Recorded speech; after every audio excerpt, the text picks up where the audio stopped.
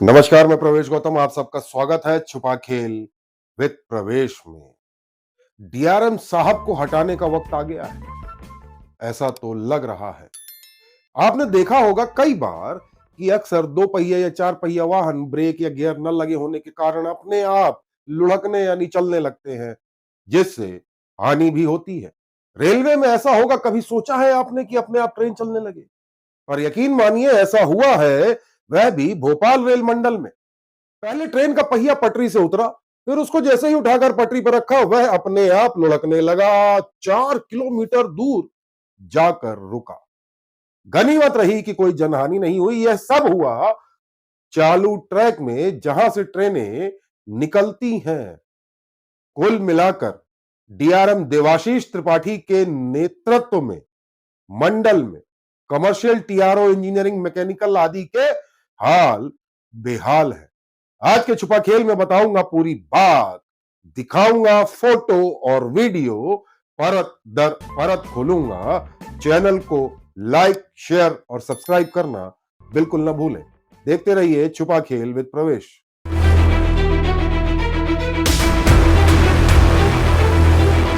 स्वागत है। डीआरएम देवाशीष त्रिपाठी कहने को तो भोपाल रेल मंडल के कप्तान हैं, पर हालात देखकर तो लगता है कि इनके पास ना तो नेतृत्व क्षमता है और ना ही कार्यकुशलता।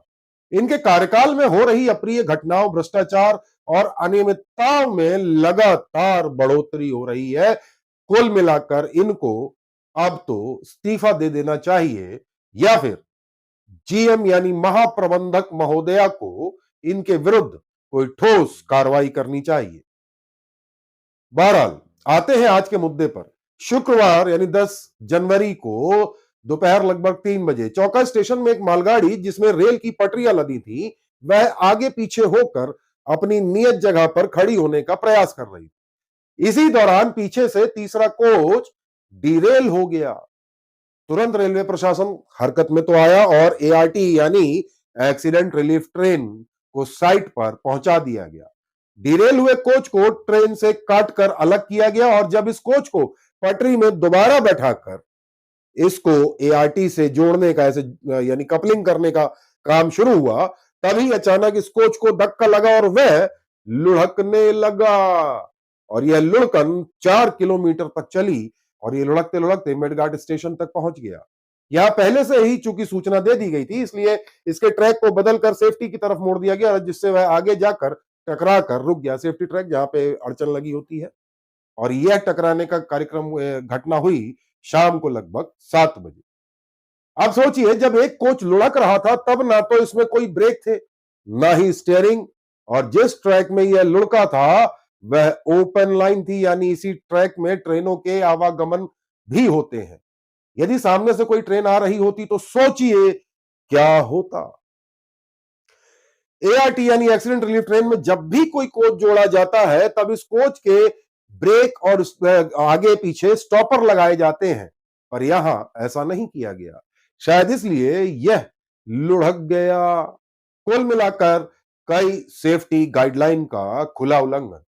इस एआरटी यानी एक्सीडेंट रिलीफ ट्रेन की जिम्मेदारी होती है सीडब्ल्यूआई पर, यानी कोच एंड वैगन इंस्पेक्टर, जो मैकेनिकल के अधीन होता है। वहीं डिरेलमेंट के लिए इंजीनियरिंग या मैकेनिकल की जिम्मेदारी भी हो सकती है, पर एआरटी के लिए तो मैकेनिकल का सीडब्ल्यूआई ही जिम्मेदार होता है।